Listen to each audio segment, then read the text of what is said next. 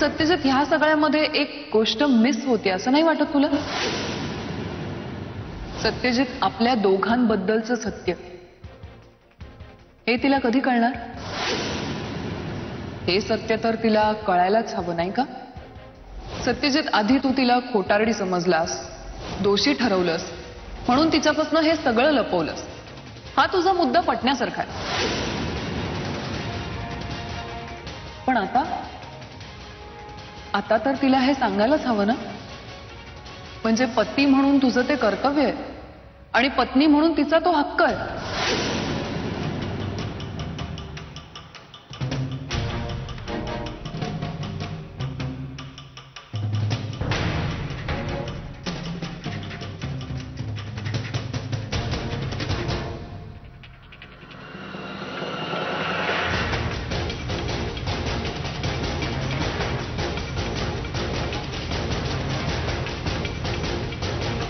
हाँ बोल सत्यजित. भेटायचंय. पुन्हा प्रॉब्लेम?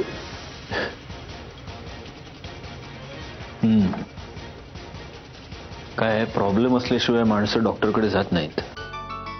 मी MBBS डॉक्टर आहे मिस्टर मुधोळकर, सायकियाट्रिस्ट नाही आहे. मला असं वाटलं होतं सगळ्यात आधी तू माझी मैत्रीण आहेस. हो का? खरंच मला माहित नव्हतं. ये घरी ये. Thank you doctor. एक मिनिट. थँक्यू म्हणायच्या आधी विचार करा. मी फीस घेईन. फी ऍक्च्युली तुलाच मला द्यावी लागेल. 1 कप कॉफी. ठीक आहे बाबा, ये घरी भेटूया. हो ठीक आहे, भेटूया. काय झालं? कुणाचा फोन होता? अनघाचा.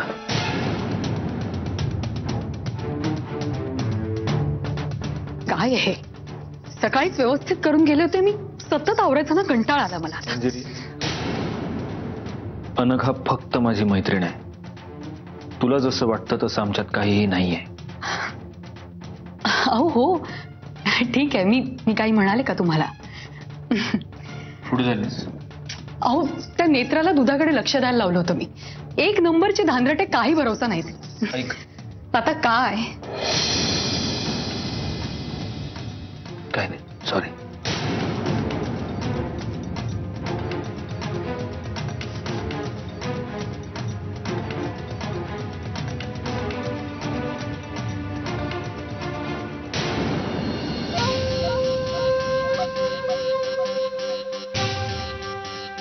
काय कुठे?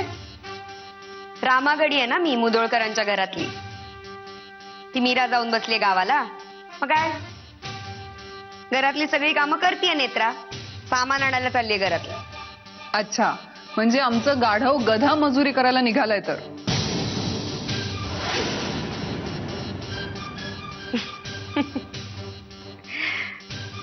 नॉर्मलला आलात वाटतं आपण परत.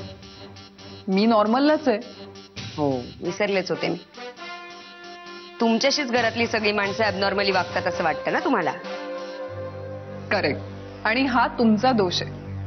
खरं आहे का? अगदी खरं आहे. माझा सगळ्यात पहिला दोष म्हणजे मी जन्माला आले. दुसरा दोष की गौरांच्या प्रेमात पडले. तिसरा दोष की मुधोळकरांच्या या घरात सून म्हणून आले. आणि सगळ्यात मोठा आणि महत्वाचा दोष म्हणजे मी तुझ्याशी मैत्री केली. आता इथेच बोलत उभी राहणार आहेस का जाणार पण आहेस? जातीये. Okay bye. बाय.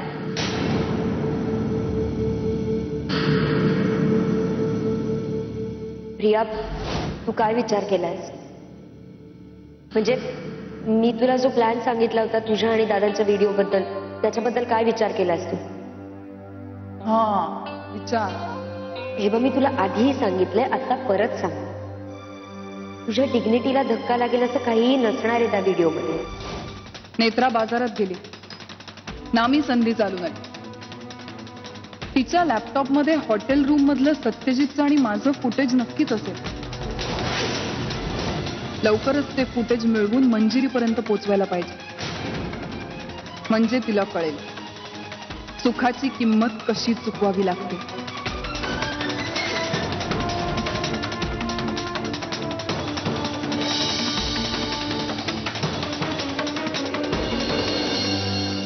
गौरांग, अरे प्रिया ये ना. सॉरी, कामात आहेस का? काम काय अगं, आता हे रोजच आहे. तू बोल ना. कसं चाललंय, म्हणजे किती कॉन्ट्रॅक्ट मिळाली? तसे आहेत बऱ्यापैकी. शिवाय तुझ्या लग्नाचंही आहेच की.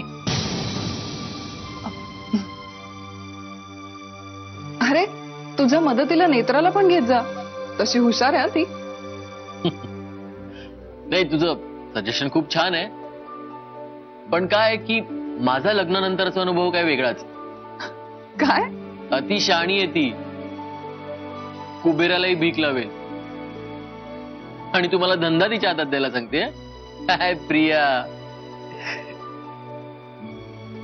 बरं बोल, तुझं काय काम होतं? गौरांग, मला नेत्राचा लॅपटॉप हवा होता. हो, जा ना घेऊन. म्हणजे लेटेस्ट डिझाईन्स चेक करायचे नेटवर. लग्नासाठी साड्या, शालू, म्हणजे तुमचं काम नसेल तर. हो हो हो प्रिया, तू काय किती कारण देतेस. हा, मी तुला आत्ता देतो लॅपटॉप.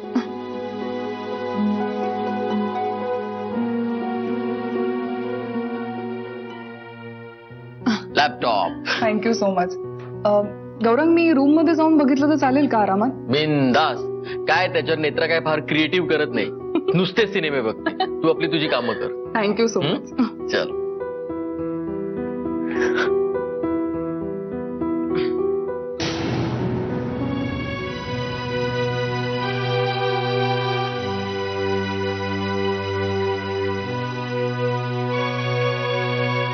मुधोळकर,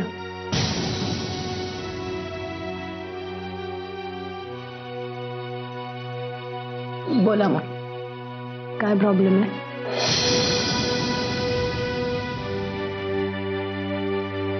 त्या दिवशी तू ऑफिसमध्ये आली होतीस. माझ्या आणि प्रियाच्या नात्याबद्दल तू मला विचारलंस.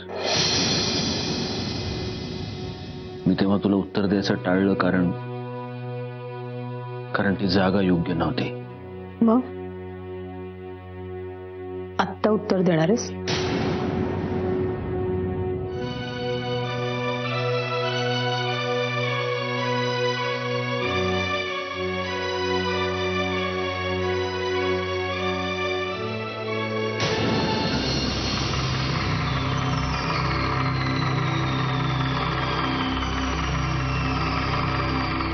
पासवर्ड?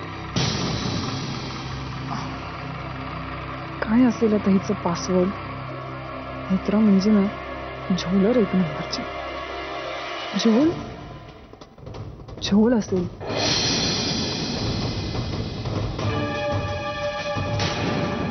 शी.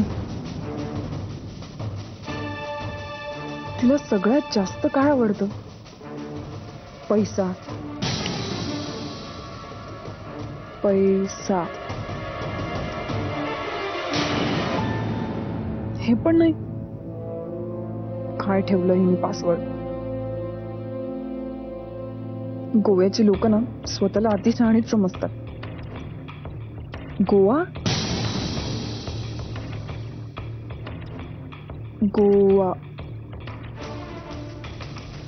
येस. Very good.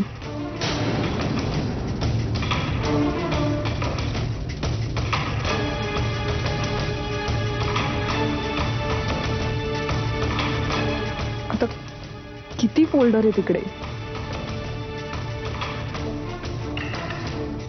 कुठल्या फोल्डर मध्ये असेल?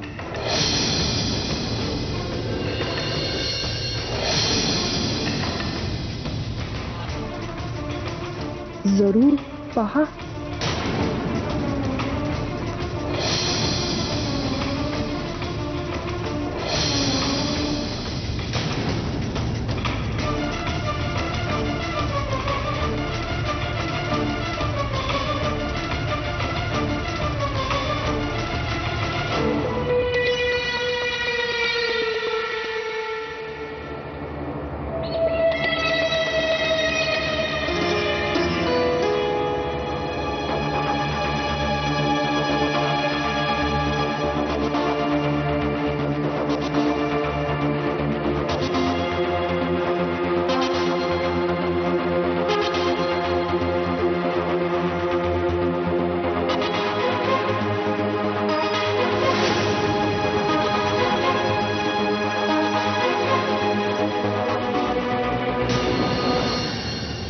किस्सा आहे सगळा.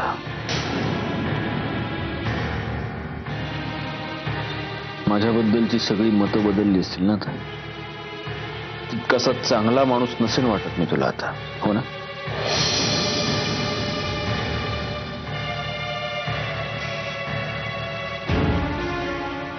नाही म्हणजे असं नाहीये. ह्या अशा गोष्टीमुळे माझं कोणाविषयीचं मत बदलत नसतं.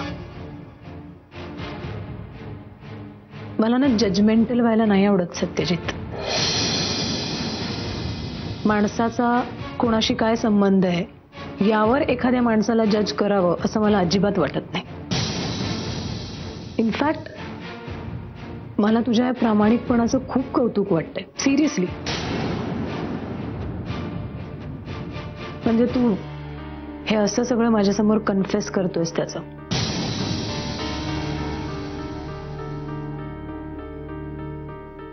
पण एक मैत्रीचा सल्ला देऊ. मंजिरीला यातलं काहीच सांगू नकोस.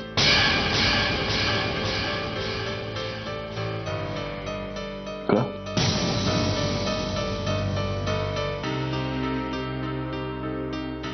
ती नाही समजून घेऊ शकणार.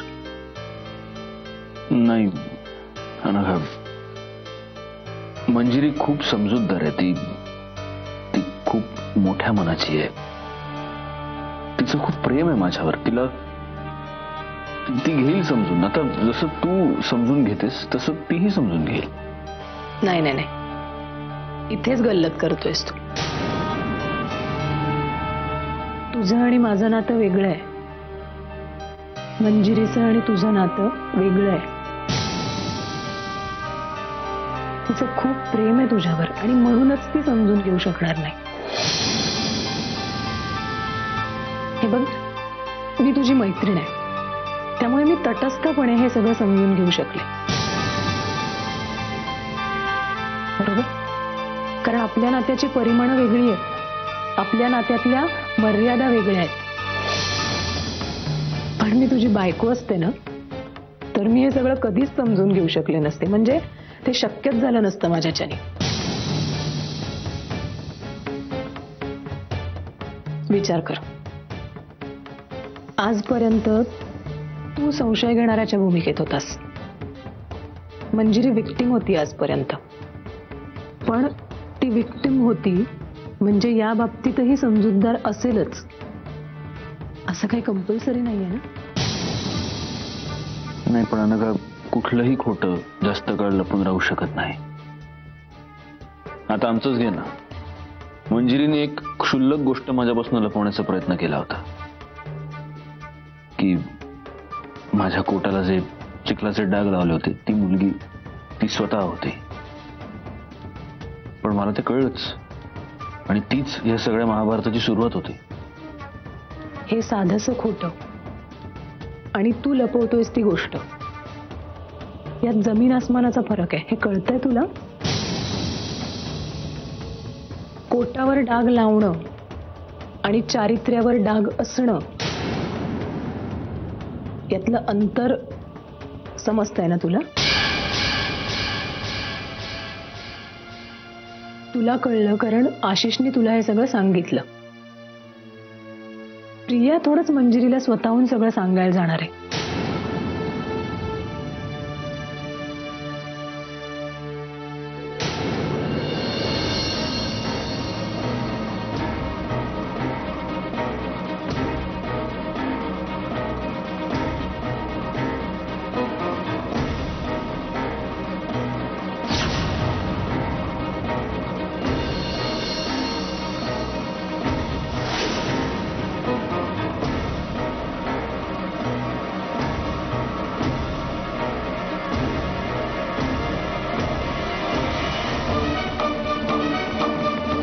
आता फक्त हे फुटेज एकदा मंजिरीने पाहिलं की सत्यजित मंजिरीच्या प्रेमाचा डोलारा खाडकन जमिनीवर कोसळेल. मग सगळं माझ्या मनासारखं घडणार.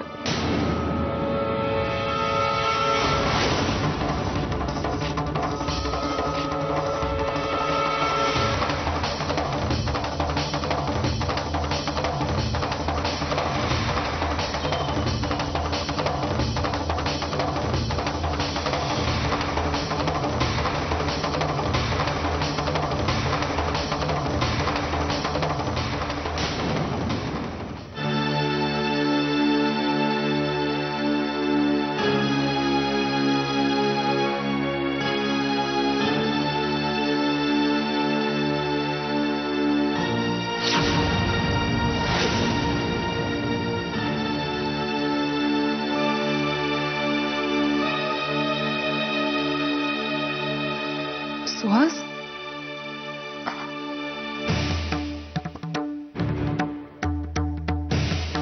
मी इथे आल्याचं तुला आवडलं नसेलच, पण यावं लागलं. शालिनी मावशींनी बोलवलं म्हणून. सुहास असं वाकड्यात शिरून बोलायला काय झालं? संगतीचा परिणाम, दुसरं काय. सुहास, माझ्या रूम मध्ये चल, मला तुझ्याशी थोडं बोलायचंय. पण मला बोलायचं नाहीये Priya. Suhas please, me request करते.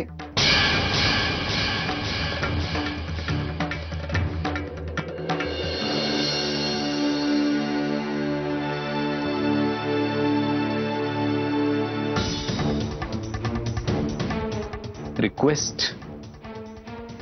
मी तुझी रिक्वेस्ट ऐकावी अशी इच्छा आहे का तुझी? पण प्रिया, मी तुझा होणारा नवरा आहे, झालेलो नाहीये.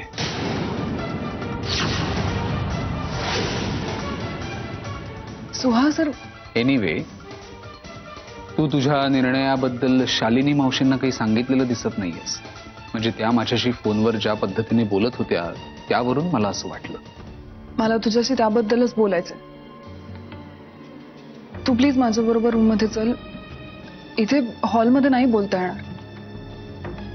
का? का मी काय यावं तू सांगतेस म्हणून फक्त? सुहास, तुला जर असं वाटत असेल की माझी बाजू फक्त एकदा ऐकून घ्यावी आणि मग काय ते ठरवावं, तर प्लीज माझ्या बरोबर चल. प्लीज.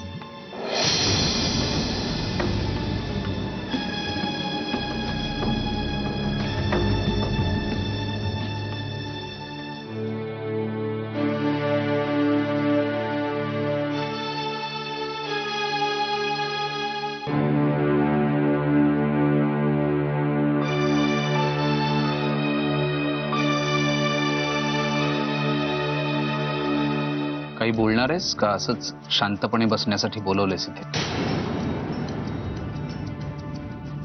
तू जर शांतपणे ऐकणार असशील तर बोलणार आहे. मी शांतच आहे नेहमीप्रमाणे.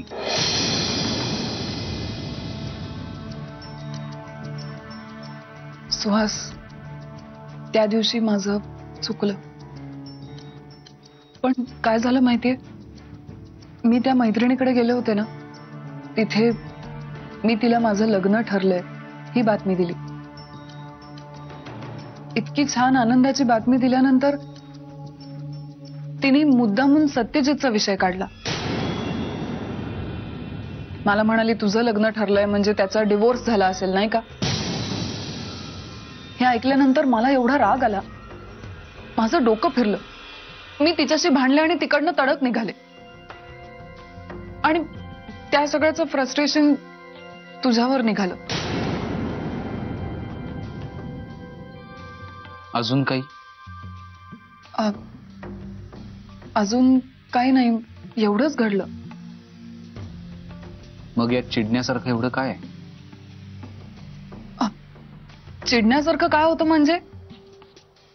तिने मुद्दामून सत्यजितचा विषय काढला तर मला राग नाही येणार का? तुझ्या मैत्रिणीने भाऊजींचा विषय काढला म्हणून तू चिडलीस? हो. तुला माहितीये सुहास, माझं नाव त्याच्याशी जोडलं गेल्यावर मला चीड येते. काय येते? हे तू मला विचारतोयस? तुला सगळी कारण माहिती आहेत.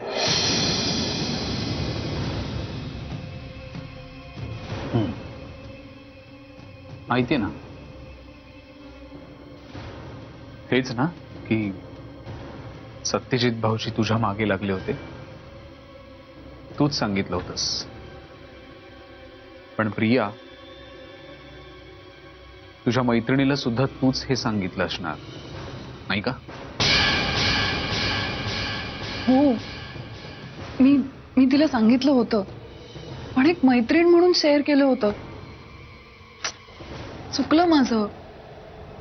पण आता या चुकीची शिक्षा मी किती काळ भोगायची? आणि ती कोण आहे मला शिक्षा देणारी? बरोबर आहे. ही कोणीच नाहीये. पण तरीही तू तिला महत्व देतेस आणि आपलं रिलेशन स्पॉइल करतेस प्रिया. कोणाच्या बोलण्याला महत्व द्यायचं आणि कोणाच्या नाही हे तुला ठरवावंच लागेल ना प्रिया. आणि खरं सांगू, मला तू जी कारणं देतेस ती पटत नाहीयेत. सुहास, माझं चुकलंय, मी मान्य करतेय.